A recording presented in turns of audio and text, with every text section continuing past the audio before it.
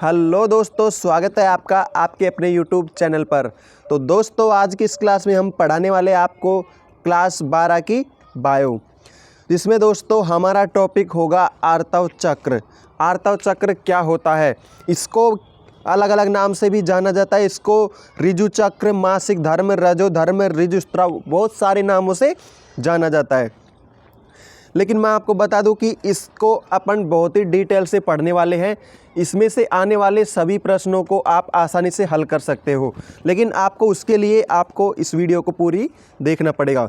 लेकिन मैं आपको बता दूं कि इससे पहले के और भी जो लेक्चर्स है, ठीक है, वो सभी हमने कंप्लीट कर लिए हैं। और यह हमारा है चैप्टर नंबर 2, जिसका नाम है मानव जनन। ठीक है, क्लास 12 का चैप्टर नंबर 2 है, जिसका नाम है मानव जनन। तो इसमें हमारा टॉपिक है आर्तव चक्र। अगर पहले की जो वीडियोस है उनको आप देखना चाहते हो तो इस वीडियो के डिस्क्रिप्शन में एक लिंक दिया हुआ है, उस पर जैसे ही टैप करोगे तो आपको सारी प्लेलिस्ट मिल जाएगी। इस वीडियो प्लेलिस्ट में जो भी सारी वीडियोस है वो मिल जाएंगी, आप उन्हें जाकर देख सकते हो। तो चलिए आज की क्लास को शुरू करते हैं। यहाँ पर हमारा है आर्तव चक्र।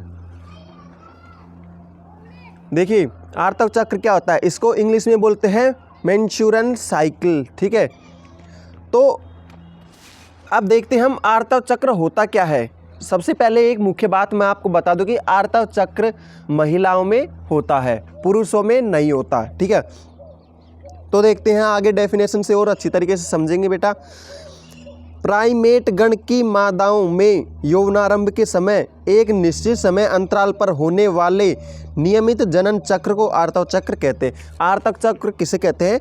प्राइमेट गण की मादाओं में। ठीक है, जो किसमें होता है? मादाओं में। यौवनारंभ के कब? यौवनारंभ के पश्चात, जब युवावस्था में पहुंचती है तब से। ठीक है, एक निश्चित समय अंतराल, निश्चित मतलब फिक्स होता है समय। ठीक है, उस अंतराल के बाद ही नियमित जनन चक्र को आर्तव चक्र कहते हैं। जो निश्चित अंतराल होता है, उस अंतराल के बाद जो भी पूरा चक्र चलता रहता है। ठीक है, जैसे 20 दिन है तो 20 दिन के बाद फिर से 20 दिन बाद, फिर से 20 दिन बाद, तो पूरा चक्र चलता रहता है, इसी को आर्तव चक्र कहते हैं। तो अगला पॉइंट है मानव मादा में आर्तव चक्र की समयावधि 28 से 29 दिनों तक की होती है। जो मानव मादा में, ठीक है, मादाएं बहुत सी होती है, ठीक है, जंतुओं में भी होती है, ठीक है, मादा। लेकिन जो मानव होता है उसकी मादा में 28 से 29 दिनों का आर्तव चक्र होता है। आर्तव चक्र की अवधि या समय अवधि कितनी होती है? मानव में, मानव के मादा में होती है 28 से 29 दिनों की होती है। मतलब 28 से 29 दिनों बाद वापस से मैंचुरियन साइकिल आ जाती है। तो आर्तव चक्र के दौरान प्राइमेट्स मादाओं के गर्भाशय, अंडवाहिनियों और लिंग हार्मोन में चक्रीय परिवर्तन होते हैं।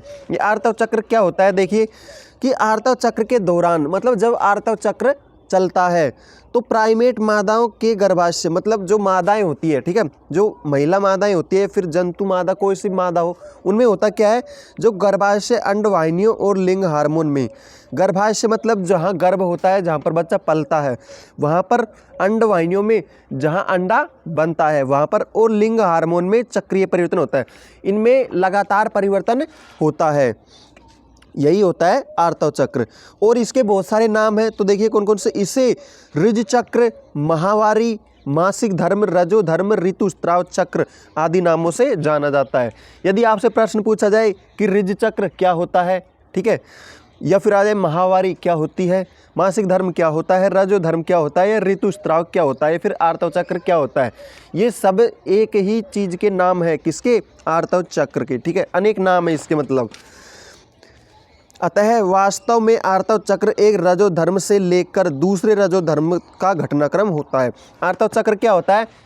एक रजो धर्म से दूसरे रजो धर्म तक के बीच की जो घटना होती है। एक रजो धर्म मतलब एक बार ऋतुस्राव हुआ, उसके बाद अगले माह तक ऋतुस्राव जब आएगा तो उसके बीच में जो भी समय है उसको ही आर्तव चक्र कहते हैं। रजो धर्म का घटनाक्रम होता है। घटनाक्रम मतलब जो भी घटनाएं घटती है उस चक्र को ही आर्तव चक्र कहते हैं। और ये सेम घटनाएं हर महीने घटती है। कहाँ पर घटती है? शरीर के अंदर, किसमें? हार्मोन्स में और अंडवाहिनियों में, ठीक है, गर्भाशय में ये घटनाएं घटती है। ओके, प्रथम बार ऋतुस्राव चक्र होने को रजोदर्शन कहते हैं। प्रथम बार जब महिलाओं में या लड़कियों में प्रथम बार ऋतुस्राव होता है, ठीक है, कब होता है? जब वो युवावस्था में आती है। युवावस्था में कब आती है? 11 से 12 वर्ष की उम्र में वो युवावस्था में जब आती है तो प्रथम बार जब ऋतुस्राव होता है तो उसे क्या कहते हैं? रजोदर्शन। दर्शन क्या होता है? देखिए, रजो का मतलब यहाँ पर ऋतुस्राव से है और दर्शन का मतलब पहली बार आना, मतलब बहुत दिनों के बाद स्टार्ट हुआ है, इसलिए इसे कहते हैं रजो दर्शन कहते हैं। तो आगे देखते हैं। तो देखिए, इसकी शुरुआत महिलाओं में यौवनारंभ या लगभग 12 से 13 वर्ष की आयु में होती है। महिलाओं में इसकी शुरुआत कब होती है? यौवनारंभ या फिर युवावस्था में, या फिर युवावस्था कब आती है? 12 से 13 वर्ष की आयु में, ठीक है, जब क्या होता है? यौवनारंभ शुरू होता है और रजोदर्शन शुरू होता है। प्रत्येक आर्तव चक्र में एक अंडाणु उत्सर्जित किया जाता है, अर्थात आर्तव चक्र के दौरान अंडोत्सर्ग की क्रिया होती है। जब आर्तव चक्र होता है तो उसमें क्या होता है? उसमें क्या होता है? एक अंडाणु उत्सर्जित किया जाता है। जो अंडाणु बनते हैं मादा के अंदर, अब अंडाणु क्या होते हैं, शुक्राणु क्या होते हैं, ये सब हमने पिछले लेक्चर्स में, पिछली क्लास में डिस्कस कर लिया है। और अगर आपने उनको मिस कर दिया है तो यार उनको जाकर ज़रूर से देखना, ठीक है, क्योंकि वो बहुत ही इंपॉर्टेंट है, उनको देखना भी आपके लिए बहुत ज़रूरी है। उससे जुड़ा हुआ ही आगे का चैप्टर है। इस वीडियो को देखने के बाद ज़रूर से उन वीडियो को चेकआउट कर लेना। और करना कैसे है? इस वीडियो के डिस्क्रिप्शन में लिंक दे दूंगा, उस पर टैप करोगे तो आपके सामने सारी क्लासों की वीडियोज़ लेक्चर वाइज, आप क्रम वाइज सबके सब आ जाएंगे। उनको एक एक को आप जाकर अच्छी तरीके से देख सकते हो। तो क्या होता है? अंडाणु उत्सर्जन की क्रिया होती है और आर्तव चक्र के दौरान क्या होता है? अंडोत्सर्जन की क्रिया होती है। जो अंडे होते हैं वो क्या होते हैं? बाहर आते हैं मादा से। आर्तव चक्र जब स्टार्ट होता है तो क्या होता है? मादा के अंदर से अंडे क्या होते हैं? बाहर आते हैं। अंडे मतलब अंडाणु, ठीक है। अब आर्तव चक्र की प्रक्रिया, ठीक है, किस प्रकार से क्रिया होती है? आर्तव चक्र का चक्र कैसे चलता है, किस प्रकार से होता है, वो सब कुछ देखेंगे। तो निम्नलिखित 4 प्रावस्थाओं में की जाती है। ये चक्र कितनी अवस्थाओं में पूरा होता है? 4 अवस्थाओं में पूरा होता है। तो देखते हैं रसगुल्लों 4 अवस्थाएं कौन कौन सी होती है हमारी।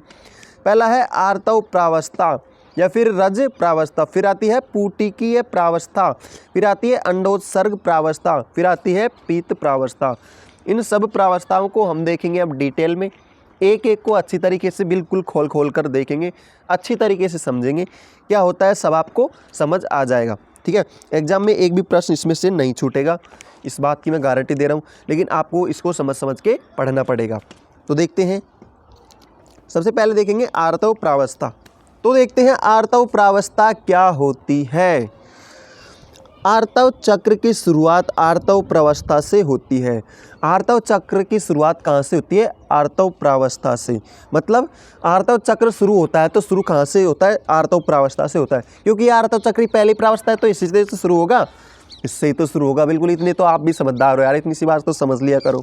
ओके, तो इस प्रावस्था में रक्त, ऊतक द्रव, श्लेष्मा एवं उपकला सेल्स का नियमित अंतराल के पश्चात स्त्रवण होता है।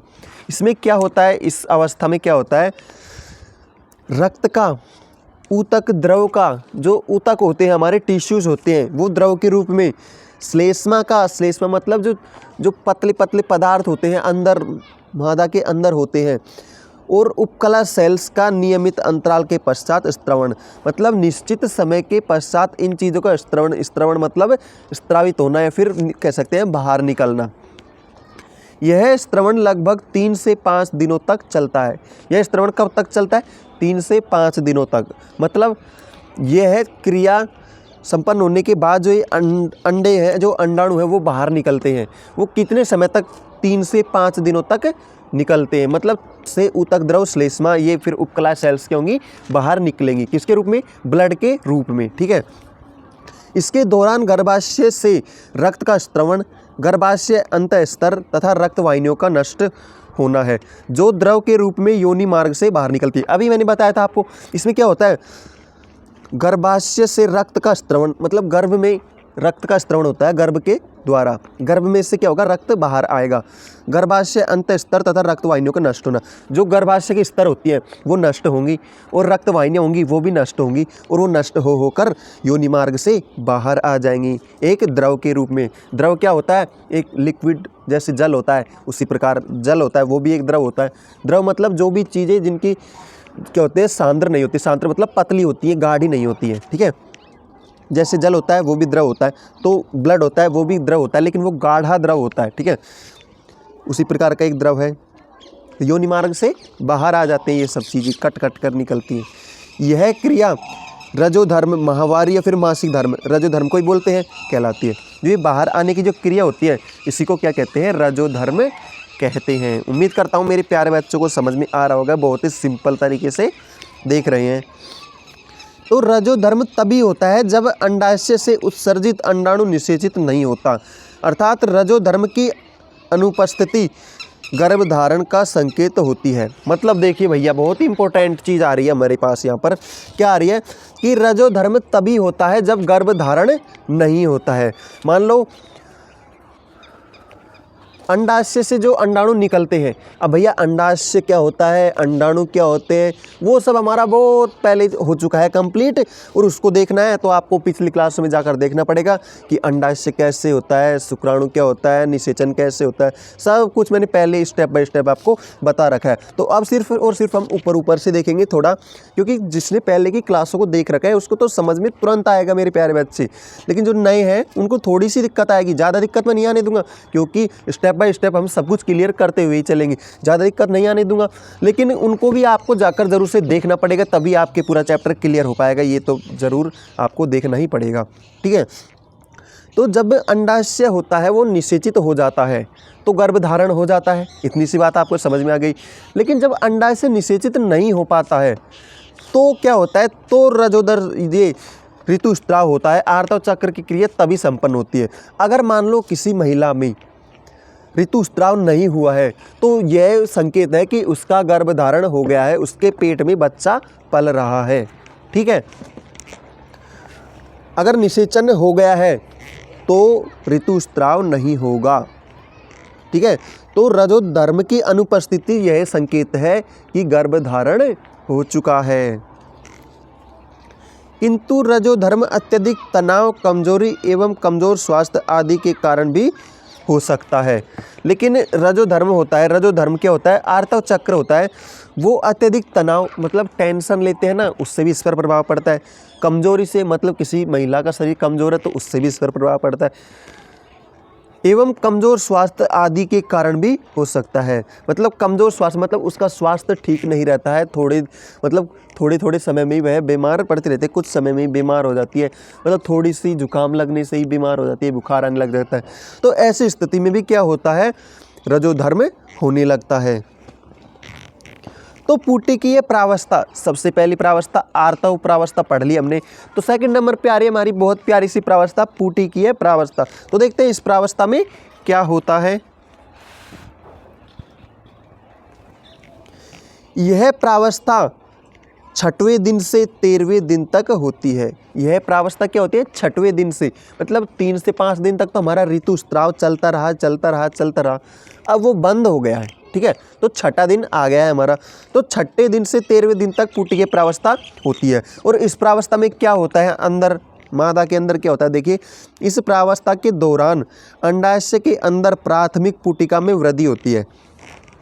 जो अंडाशय होता है, ठीक है, वो नए बनेंगे। फिर जो पुराने अंडाशय थे वो तो ऋतुस्राव में बाहर आ गए, कट कट के जो ब्लड सेल्स थी वो कट कट के बाहर आ गई। तो अब नया अंडाशय बनेगा ना, तो नया अंडाशय बनेगा तो यहाँ पर अंडाशय के अंदर प्राथमिक पुटिका में वृद्धि होगी, प्राथमिक पुटिकाएं बनेंगी, ठीक है। और यह एक पूर्ण परिपक्व पुटिका बन जाती है, जिसे गोफियन पुटिका कहते हैं।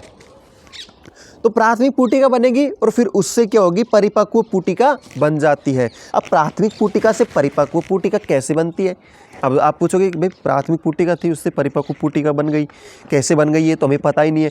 तो ये मैंने पिछली क्लास में बता दिया है, हमने देखा था कि शुक्र जनन और अंड जनन क्या होता है। अंड जनन का मतलब अंडा कैसे बनता है या फिर अंडाशय के अंदर अंडाणु कैसे बनते हैं, उस क्रिया को हमने देखा था।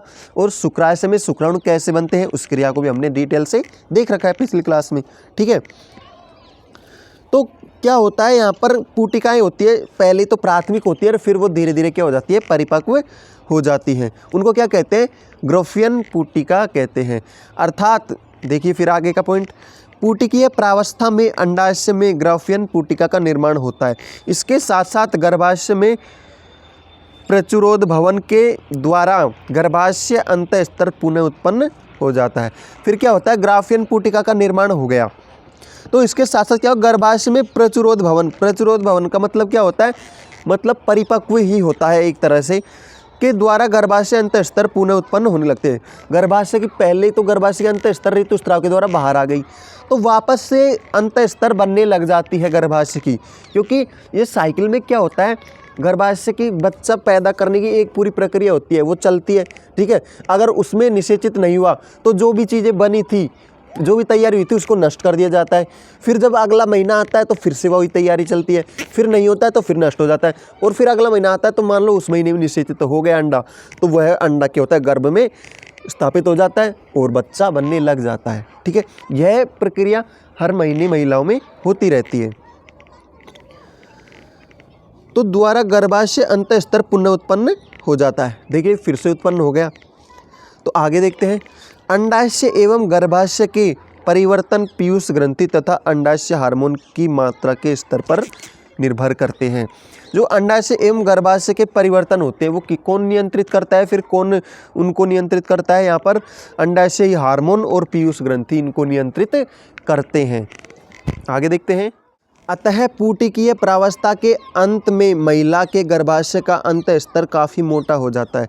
जब पुटिकीय प्रावस्था होती है, ठीक है, प्राथमिक पुटिका बनती है, फिर पूरी पुटिका बनती है, प्रचुर मतलब परिपक्व पुटिका बनती है। तो परिपक्व पुटिका बन चुकी है, उसके बाद में महिला के गर्भाशय का स्तर काफ़ी मोटा हो जाता है, क्योंकि उसके अंदर क्या होती है, बहुत सारी लेयर और बन जाती है। गर्भाशय क्या करता है, बच्चे को स्थापित करने की तैयारी करता है, हर महीने ही यह तैयारी करता है। अगर तैयारी पूरी नहीं होती है, निषेचित नहीं होता है, तो वो क्या होता है, जो ऋतुस्राव में बाहर आ जाती है वो लेयर कट के। ठीक है, लेकिन फिर से क्या होगा, तैयार हो चुका है, यहाँ पर काफ़ी मोटा हो जाता है, लेयर बन जाती है बहुत सारी और वह थोड़ी मोटी हो जाती है। पुटिका प्रावस्था के दौरान पुटिका प्रेरक LH का स्त्रवण धीरे धीरे बढ़ता है, जो पुटिका परिवर्धन के साथ साथ परिपक्व पुटिका द्वारा एस्ट्रोजन हार्मोन के स्त्रवण को उद्दीपित करता है। होता क्या है, जब पुटिका प्रावस्था होती है उसके दौरान प्रेरक या फिर LH का स्त्रवण धीरे धीरे बढ़ता है, जो हार्मोन होता है उनका स्त्रवण धीरे धीरे बढ़ता है। पुटिका प्रावस्था पूरी हुई, गर्भाशय में लेयर बन गई, ठीक है, फिर क्या होता है, हार्मोन धीरे धीरे बढ़ने लगते हैं, जो पुटिका परिवर्धन के साथ साथ परिपक्व पुटिका द्वारा एस्ट्रोजन हार्मोन के स्त्रवण को उद्दीपित करता है। जो क्या करता है, परिपक्व पुटिका के साथ साथ एस्ट्रोजन हार्मोन को उद्दीपन करता है। मतलब उद्दीपन का मतलब क्या होता है, एस्ट्रोजन हार्मोन को स्रावित करने के लिए प्रेरित करता है। ठीक है, ताकि क्या होता है, ये क्या होता है, मान लो गर्भाशय है, उसके चारों ओर भी लेयर बन चुकी है, परिपक्व पुटिका भी बन चुकी है, तो परिपक्व पुटिका क्या करेगी, वह हार्मोन को भी प्रेरित करेगी स्रावित होने के लिए कि भैया सब कुछ तैयारी रेडी है, बस तुम्हारे आने की देरी है, जल्दी से आ जाओ, इस प्रकार से प्रेरित करेगी। ठीक है, तो यहाँ पर थर्ड पॉइंट आता है हमारा अंडोत्सर्ग प्रावस्था। पहली प्रावस्था थी हमारी आर्तव प्रावस्था, उसमें क्या हुआ था, किस प्रकार से आर्तव चक्र पूरा चलता है उसको देख लिया। फिर पुटिका प्रावस्था, इसमें प्राथमिक पुटिकाएं बनती है, फिर परिपक्व पुटिकाएं बनती है, परिपक्व पुटिका बनने के बाद क्या होता है, वहाँ पर गर्भाशय अंतःस्तर कई सारी और स्तर बन जाती है, जिससे गर्भाशय की भित्ति क्या हो जाती है, मोटी हो जाती है। गर्भाशय की भित्ति भी बन गई, उसके पश्चात परिपक्व पुटिकाएं क्या करती है, वो करती है एस्ट्रोजन हार्मोन को प्रेरित करती है कि भैया सब कुछ तैयारी हो गई है, आ जाओ आ जाओ। अब मान लो पूरी तैयारी हो गई, लेकिन अंडा क्या हुआ, निषेचित नहीं हो पाया, जो अंडाणु है वो निषेचित नहीं हो पाए, तो अंडोत्सर्ग प्रावस्था, किस प्रकार से फिर अंडे हैं वो बाहर निकलते हैं कट कट के, वो देखते हैं। अंडोत्सर्ग, उत्सर्ग मतलब त्यागना, उत्सर्जन होता है, वैसे ही यहाँ पर उत्सर्जन से रिलेटेड है। अंडोत्सर्ग मतलब अंडों का त्यागना या फिर अंडाणुओं का त्यागना, ये प्रावस्था होती है अंडाणु त्यागने की प्रावस्था। तो कैसे त्यागेंगे भैया, देखो बहुत ईजी है, बहुत ईजी है, समझ के पढ़ोगे तो बहुत ज़्यादा ईजी है। तो अंडाशय में ग्राफियन पुटिका के निर्माण के पश्चात ल्यूटिनाइजिन हार्मोन या फिर LH हार्मोन, ठीक है, LH का मतलब ल्यूटिनाइजिन हार्मोन, L का मतलब ल्यूटिनाइजिन, H का मतलब हार्मोन, अंडोत्सर्ग की प्रक्रिया को प्रेरित करता है। भैया अंडा निषेचित नहीं हो पाया, अंडाणु क्या निषेचित नहीं कर पाया शुक्राणु, तो क्या होगा, ये LH हार्मोन है वो अंडोत्सर्ग की प्रक्रिया को प्रेरित करता है। भैया कोई भी शुक्राणु नहीं आया, तुम्हें निषेचित अंडों से बोलता है, भैया तुम्हें कोई भी शुक्राणु निषेचित करने के लिए नहीं आ पाया है, तो तुम क्या करो, चलो यहाँ से बाहर वापस जगह को खाली करो, वापस जब अगला महीना आएगा तो देखते हैं, वापस तैयारी करेंगे, अगर उस समय हो गया तो ठीक है, वरना फिर से यही प्रक्रिया। ऐसे ही हर महीने महिला में यह प्रक्रिया चलती रहती है और इसको ही कहते हैं आर्तव चक्र या फिर ऋतुस्राव, ठीक है। तो देखते हैं यहाँ पर प्रेरित करता है LH अंडोत्सर्ग को, अंडोत्सर्ग मतलब जो अंडाणु बनते हैं उनको उत्सर्जन करने के या बाहर निकालने के लिए प्रेरित करता है। यह हार्मोन आर्तव चक्र के मध्य में 14वें दिन अत्यधिक मात्रा में स्रावित होकर ग्राफियन पुटिका को फटने के लिए प्रेरित करता है, जिसके कारण ग्राफियन पुटिका फटकर अंडाणु को मुक्त कर देती है। इस संपूर्ण प्रक्रिया को अंडोत्सर्ग कहते हैं। अंडोत्सर्ग आर्तव चक्र के 14वें दिन होता है। भैया क्या हुआ, जो हमारी ग्राफियन पुटिकाएं बन चुकी है, हमारा अंडाशय क्या हो गया, परिपक्व हो गया है, मतलब मासिक धर्म से या फिर ऋतुस्राव से 14वें दिन तक हमारा जो ग्राफियन पुटिका है वो परिपक्व हो गई है। अब क्या करेगा, जो LH हार्मोन है वो उनको प्रेरित करेगा, जो पुटिकाएं होती है उनको फाड़ेगा और वहाँ से क्या होंगे, अंडाणु मुक्त होकर जो अंडाशय है वहाँ पर आएंगे, अंडवाहिनी से होते हुए वहाँ पर आएंगे, गर्भाशय की ओर आएंगे। तो भैया यहाँ पर क्या हो रहा है, अंडाशय की ओर आ रहे हैं। अब आगे देखिए, इस संपूर्ण प्रक्रिया को अंडोत्सर्ग कहते हैं। इसको ही क्या कहते हैं, जब अंडाशय फटकर बाहर आते हैं तो इसको ही कहते हैं अंडोत्सर्ग कहते हैं। अंडोत्सर्ग आर्तव चक्र के 14वें दिन होता है। कब होता है, आर्तव चक्र या फिर ऋजु धर्म में 14वें दिन तक होते हैं। अब यहाँ पर एक इम्पोर्टेंट नोट देखिए, यह LH हार्मोन का आर्तव चक्र के 14वें दिन अत्यधिक स्रावण होता है, जो परिपक्व पुटिका को फटने के लिए प्रेरित करता है। उसे LH सर्च कहते हैं। क्या होता है, जब 14वां दिन रहता है तो LH हार्मोन अत्यधिक स्रावित होता है, बहुत ज़्यादा स्रावित होता है, जो ग्राफियन पुटिकाओं को फटने के लिए प्रेरित करता है। जो क्या होगी, फिर ग्राफियन पुटिकाएं फट जाएंगी और जो अंडाणु बने थे वो बाहर आने लग जाएंगे।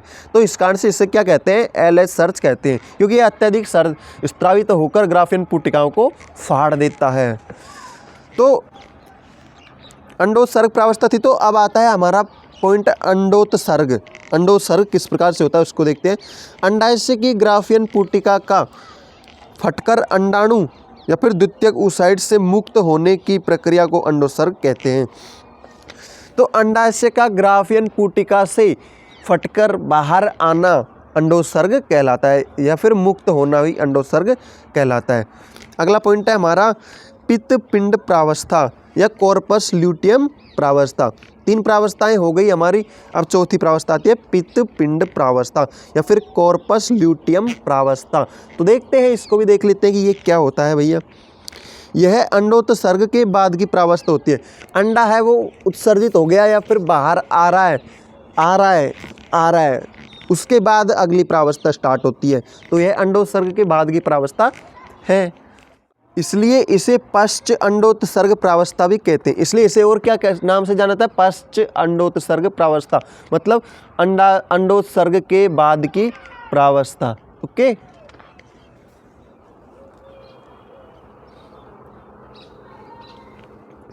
यह 15 से 28वें दिन तक चलती है। यह अंडोत्सर्ग के बाद की प्रावस्था कब चलती है, 15 से 28वें दिन तक।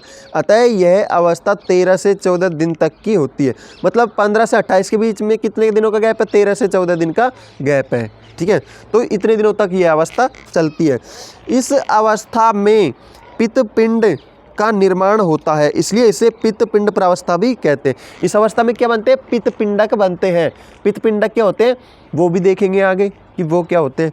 तो देखिए, अंडोत्सर्ग के तुरंत बाद शेष बची ग्राफियन पुटिकाओं में रक्त भर जाता है। जो अंडोत्सर्ग हुआ, अंडोत्सर्ग से अंडाणु क्या हुए, बाहर आ गए, फिर जो वहाँ पर बाहर आने के बाद वह ग्राफियन पुटिकाओं में जो जगह बचती है वहाँ पर क्या होता है, रक्त भर जाता है, ब्लड भर जाता है, और वसीय पदार्थों का भी संग्रहण होता है। और वसीय पदार्थ मतलब जो चिकने पदार्थ होते हैं उनका भी स्त्रवण या फिर संग्रहण हो जाते हैं, इकट्ठे हो जाते हैं। इस समय इसकी कोशिकाएं पीले रंग की दिखाई देती है, इसलिए इसे पित्तपिंड कहते हैं। तो यह होता है, तो इसके समय क्या होते हैं, ये पीले रंग की दिखाई देती है। यहाँ पर क्या हुआ, जो भी श्लेष्म पदार्थ होते हैं वो इकट्ठा हो गया, ब्लड इकट्ठा हो गया, तो वो पिंडकों में इकट्ठा हो चुका है, तो वहाँ पर वो क्या करते हैं, पीले रंग के दिखाई देने लग जाते हैं। इसलिए पित्त मतलब पीला, पिंडक मतलब पिंड, तो इसलिए कहते हैं पित्त पिंड प्रावस्था, या फिर कहते हैं पित्त पिंड प्रावस्था। यहाँ पर क्या होते हैं, पित्त पिंडक बनते हैं। पित्त का मतलब पीले, पिंड का मतलब या फिर संरचना, उभारनुमा संरचना कह सकते हैं, वो बनती है। तो आगे देखते हैं।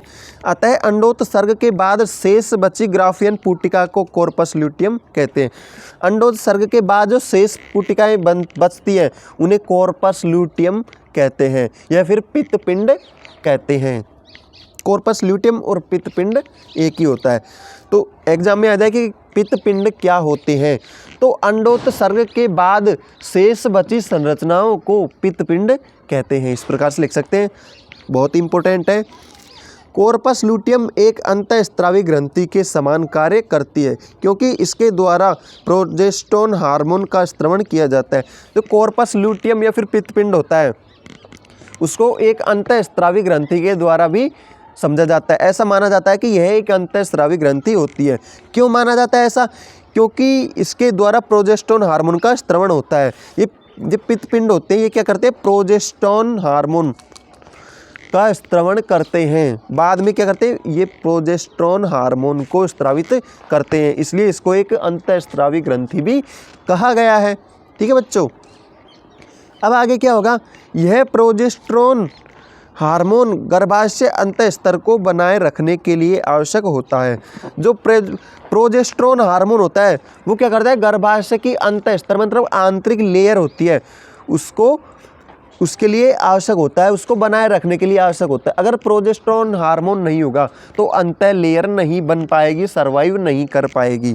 तो सर्वाइव करने के लिए प्रोजेस्टेरोन हार्मोन जरूरी होता है, और वो कौन प्रोवाइड करते हैं, पित्तपिंड प्रोवाइड करते हैं। तो मतलब ये एक ग्रंथि, काम की ग्रंथि हो गई हमारी अंतःस्रावी। ठीक है, इसलिए कितना अच्छा काम किया है, क्या किया, गर्भाशय के अंतःस्तर को बचा लिया, और अंतःस्तर में ही क्या होते हैं, भ्रूण रोपित होता है। तो आगे और देखते हैं हम। गर्भाशय अंतःस्तर निषेचित अंडाणु के अंतरोपण से लेकर सगर्भता की अन्य घटनाओं के लिए आवश्यक होता है, इसलिए प्रोजेस्टेरोन हार्मोन को सगर्भता हार्मोन कहते हैं। अब भैया क्या होता है, मैंने अभी बताया कि जब अंडा निषेचित होता है तो अंडा निषेचित होने के बाद वह क्या होता है, गर्भ में आकर रोपित होता है या फिर गर्भ धारण करता है। अंतरोपण मतलब गर्भ के अंदर रोपित होता है, फिर एक जगह लग जाता है, स्थापित हो जाता है। तो अन्य घटनाओं के लिए आवश्यक होता है। ठीक है, ये क्या होता है, जो प्रोजेस्टेरोन हार्मोन वो इन घटनाओं के लिए आवश्यक होता है। किसके लिए, जो अंडा होता है उसको अंतरोपण करने के लिए। सगर्भता हार्मोन कहते हैं इसको। सगर्भता हार्मोन क्यों कहते हैं, क्योंकि यह गर्भ धारण करने के बाद जो गर्भ होता है उसको गर्भाशय में स्थापित करवाता है, निषेचित अंडे को गर्भाशय में स्थापित करवाता है। इसलिए इसे एक और नाम से जानते हैं, इसे बोलते हैं प्रेगनेंसी हार्मोन, क्योंकि यह हार्मोन प्रेगनेंसी होने के बाद स्रावित होता है। प्रोजेस्टेरोन हार्मोन, आगे देखते हैं।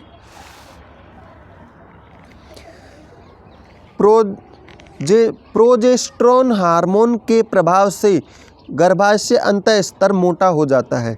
गर्भाशय की अंतःस्तर होती है वो मोटी हो जाती है, किससे, प्रोजेस्टेरोन हार्मोन से, और रक्त संचार बढ़ जाता है।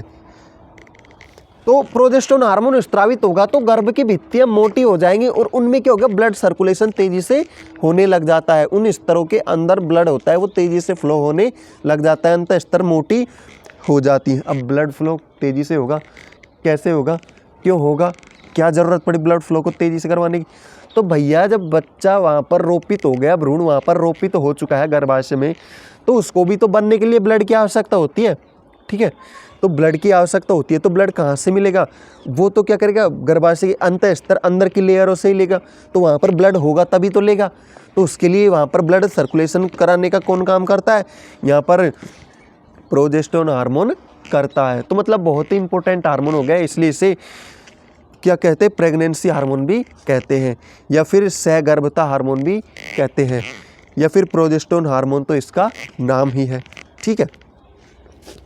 तो भैया यहाँ पर रक्त का संचारण भी बढ़ गया, तो रक्त ज़्यादा काम में आएगा, बच्चा बनेगा तो उसको ब्लड चाहिए, ठीक है। तो इसीलिए महिलाओं को, जो प्रेगनेंसी में महिलाओं को कहा जाता है कि वही ज़्यादा से ज़्यादा ऐसे फ्रूट्स फल खाती रहें, जिससे उनके अंदर क्या हो, ब्लड की कमी नहीं हो। अगर ब्लड की कमी हो गई तो बच्चा कमज़ोर रह जाएगा, क्योंकि बच्चे को बनने के लिए प्रॉपर ब्लड नहीं मिल पाएगा। तो भैया ऐसे फ्रूट्स चुकंदर वगैरह, अनार वगैरह और मौसमी वगैरह, ये ऐसे खाने चाहिए प्रेगनेंसी में, ओके। इस दौरान गर्भाशय की सेल्स में वसा एवं ग्लाइकोजन का संचय होता है। यदि इस समय निषेचन क्रिया हो जाती है तो आर्तव चक्र की सभी क्रियाएं बंद हो जाती है और रजोधर्म भी बंद हो जाता है। क्या होता है? यदि इस दौरान गर्भाशय के सेल्स में वसा एवं ग्लाइकोजन का संचय हो गया, ठीक है, जो गर्भाशय होता है उसकी भित्तियाँ होती हैं, उनमें क्या होता है, ग्लाइकोजन का संचय होता है, और गर्भाशय की सेल्स होता है उनमें वसा का संचय होता है। मैंने बताया कि वसा इकट्ठा करके वो मोटी लेयर बना लेती है। और क्या होता है, इस समय निषेचन की क्रिया हो जाती है। अगर निषेचन हो चुका है, निषेचन अगर हो गया तो आर्तव चक्र की क्रियाएं बंद हो जाएंगी। जो आर्तव चक्र है, मासिक चक्र है, वो बंद हो जाएगा, नहीं होगा। और अगर निषेचन नहीं हुआ तो आर्तव चक्र की तैयारी शुरू हो जाएगी भैया, और रजोधर्म भी बंद हो जाता है, रजोधर्म भी बंद हो जाता है। और ये मतलब आर्तव चक्र की सारी क्रियाएं क्या हो जाती है, बंद हो जाती है अंडा निषेचित होने के बाद। लेकिन यदि निषेचन नहीं होता है तो पित्तपिंड कॉर्पस ल्यूटियम नष्ट हो जाता है। लेकिन अगर अंडा निषेचित नहीं हुआ तो पित्तपिंड या फिर कॉर्पस ल्यूटियम जो क्या करता है, यहाँ पर प्रोजेस्टेरोन हार्मोन स्रावित करता है, ये क्या हो जाता है, नष्ट हो जाता है, ठीक है। तो ये नष्ट हो जाएगा तो फिर ये भित्तियाँ इतनी मोटी होने का हम सब चीज़ें क्या होंगी, नष्ट हो जाएंगी, और ये बाहर आने लग जाएगी योनि मार्ग से। तो आगे देखते हैं और आगे क्या क्या होता है। बहुत इंटरेस्टिंग टॉपिक है, बहुत अच्छा नॉलेजेबल, जो हमें दैनिक दिनचर्या में भी काम में आता है। किस प्रकार से क्या क्या मनुष्य में कैसे साइकिल होती है, पूरा चक्र कैसे चलता है, वो समझना ज़रूरी है कि नहीं है, हमें भी, ठीक है। एग्जाम में पूछा जाता है और हमें ऐसे समझने में ज़रूरी होता है, आसान होता है। हम भी तो समझे कि चल क्या रहा है इस दुनिया में सही है ना। यह गर्भाशय के अंत स्तर को विखंडित करता है, जिसे रक्तस्राव प्रावस्था माहवारी कहते हैं। तो क्या करता है, यहाँ पर कॉर्पस ल्यूटियम क्या होता है, नष्ट हो जाता है, और नष्ट होकर गर्भाशय की अंदर की जो भित्तियाँ बनी थी, अंदर की जो लेयर बनी थी, उनको सबको तोड़ता है, विखंडित करता है, जिससे रक्त स्रावित होने लग जाता है। और रक्त के रूप में ये क्या सब बाहर आने लग जाती हैं। अब अगला पॉइंट आता है किससे रिलेटेड, हमारा जिस प्रकार से रजोदर्शन पढ़ा था उसी प्रकार से एक और न्यू पॉइंट आता है हमारा इम्पोर्टेंट। इसे कहते हैं रजो निवृत्ति या मीनोपॉज, ठीक है। तो ये क्या होता है भैया, इसको भी देख लेते हैं क्या होता है। देखिए, रजो का मतलब होता है रजोधर्म या फिर मासिक चक्र, और निवृत्ति का मतलब होता है छुटकारा, निवृत्त होना, ठीक है। तो मतलब रजोधर्म से छुटकारा मिलना, आसान सी भाषा में, ठीक है। तो इससे हम समझ सकते हैं। और ये भैया ये कहीं पे भी लिखी हुई नहीं है, ये आपको कहीं भी लिखा हुआ नहीं मिलेगा, ना ही समझाने को मिलेगा। ये मैं अपने हिसाब से बनाता हूँ और आपको समझने के लिए आसान करता हूँ, ताकि आप नाम देखकर ही पता लगा सको कि भैया इसमें लिखना क्या है, कहना क्या चाहता है बच्चा। बच्चा मतलब एग्जामिनर पूछ क्या रहा है। तो रजो मतलब रजो धर्म या मासिक चक्र, निवृत्ति मतलब छुटकारा। तो रजो धर्म से छुटकारा मतलब रजो धर्म से छुटकारा कब मिलेगा, जब ये बंद हो जाएगा। अब देखते हैं कैसे, क्या पूरी तरीके से डेफिनेशन पढ़ते हैं, आपको समझ में आ जाएगा, मुझे पता है। तो इस प्रकार से मैं क्या करता हूँ, पहले जो लिखा हुआ है, जो हेडिंग है, जो पूछ रहा है, उसके खंडन करके, टुकड़े करके उससे ही आंसर निकाल लेता हूँ और उस प्रकार से आपको समझाता हूँ। और ऐसे ही आप करोगे तो ये मान लो आपको मतलब जो प्रश्न में जो नंबर मिलने वाले हैं उससे भी ज़्यादा मिलेंगे। अगर आपको आता भी होगा, रट के भी रखा होगा आपने, तब भी आप अगर उसे मेरी तरीके से समझोगे तो आपको बहुत अच्छा काम में आएगा।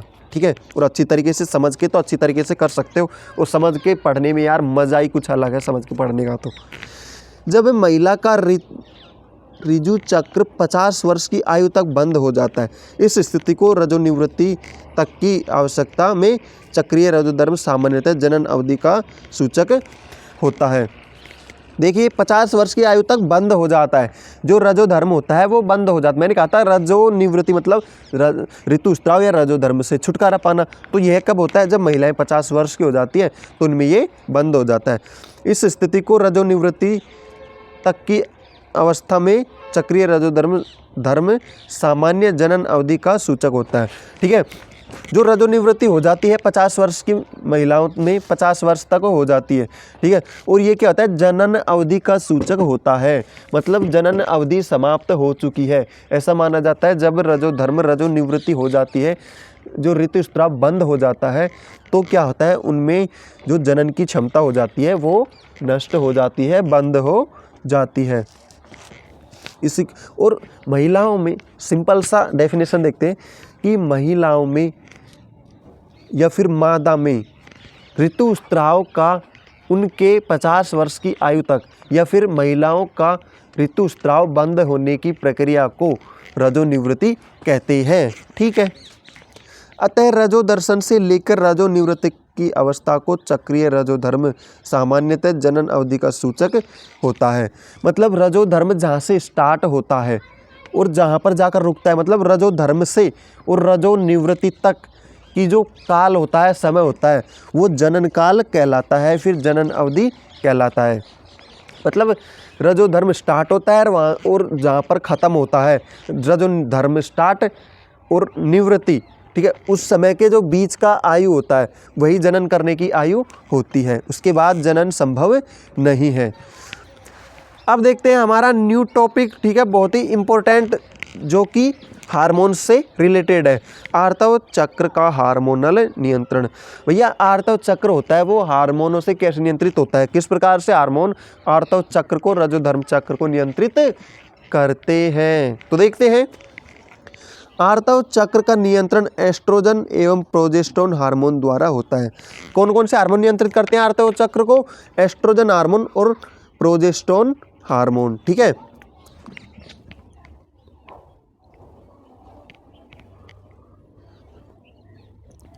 तो इन हार्मोनों के स्त्रवण का नियंत्रण अग्रपीयूष ग्रंथि द्वारा स्त्रावित GnRH के द्वारा होता है। जो ये हार्मोन होते हैं एस्ट्रोजन और प्रोजेस्टेरोन, ठीक है, तो इन हार्मोन को कौन नियंत्रित करता है? अग्रपीयूष ग्रंथि। पीयूष ग्रंथि मतलब मास्टर ग्रंथि। सबको नियंत्रित करने का काम कौन करती है? मास्टर ग्रंथि है। सबको नियंत्रित अपन करेगा, अपन है सबका राजा, सबका मास्टर, सबको मैं ही बताऊंगा किसको क्या करना है, किसको क्या करना है। तो अग्रपीयूष ग्रंथि बताती है कि भैया तुम्हें क्या क्या करना है, क्या नहीं करना है। इनको नियंत्रित कौन करती है? पीयूष ग्रंथि या फिर मास्टर ग्रंथि। और कौन सी? अग्र, आगे वाली, ठीक है। और कौन सा द्वारा ये स्त्रावित को किस प्रकार से नियंत्रित करती है? GnRH के द्वारा नियंत्रित करती है। यह एक हिस्सा होता है, ठीक है। और अगला इंपॉर्टेंट है टॉपिक हमारा क्या? इसमें follicle stimulating hormone FSH, follicle stimulating, ठीक है, FSH अंडाशय में ग्राफियन पुटिका के परिपक्वन को प्रेरित करता है। जो ये FSH हार्मोन है वो किन को प्रेरित करता है? जो ग्राफियन पुटिकाएं बनी थी ना हमारी, ठीक है, जो अंडाणु बाहर निकल के आए थे, वो ग्राफियन पुटिकाएं अंडाणु के अंदर बनी थी। अंडाणु ग्राफियन पुटिकाओं से तो बाहर आए थे, लेकिन उन ग्राफियन पुटिकाओं को परिपक्व करने का काम कौन करता है? FSH। इसकी फुल फॉर्म है फॉलिकल स्टिमुलेटिंग हार्मोन, ठीक है। ये करता है परिपक्व होने के लिए प्रेरित ग्राफियन पुटिकाओं को। जबकि LH ल्यूटिनाइजिंग हार्मोन वो क्या करता है? अंडोत्सर्ग एवं प्रोजेस्टेरोन हार्मोन को प्रेरित करता है। अंडोत्सर्ग को प्रेरित करता है और प्रोजेस्टेरोन हार्मोन को प्रेरित करता है। कौन? LH। LH मतलब ल्यूटिनाइजिन हार्मोन। L का मतलब ल्यूटिनाइजिन, H का मतलब हार्मोन। तो स्टूडेंट्स हमारा आर्तव चक्र कंप्लीट हो चुका है। तो अगली क्लास में हम पढ़ेंगे कि निषेचन क्या होता है। आज की क्लास में सिर्फ इतना ही पढ़ेंगे और अगली क्लास में पढ़ेंगे कि निषेचन क्या होता है। निषेचन को बहुत ही डिटेल से पढ़ेंगे, एक एक चीज़ को बिल्कुल क्लियर करते हुए चलेंगे, ठीक है। निषेचन हो जाएगा तो क्या होगा, निषेचन किस प्रकार से होता है, कौन कौन सी चीज़ें मिलती है, ठीक है। तो बहुत ही डिटेल से पढ़ेंगे, बहुत ही मज़ा आने वाला है क्लास में, ठीक है।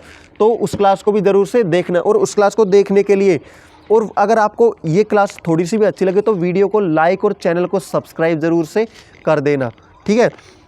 और आपको इससे पहले की जो भी लेक्चर्स है वो भी देखने हैं तो इस वीडियो के डिस्क्रिप्शन में आपको लिंक मिल जाएगा, उस पर टैप करोगे तो सारी क्लासों को आप स्टेप बाय स्टेप देख सकते हो।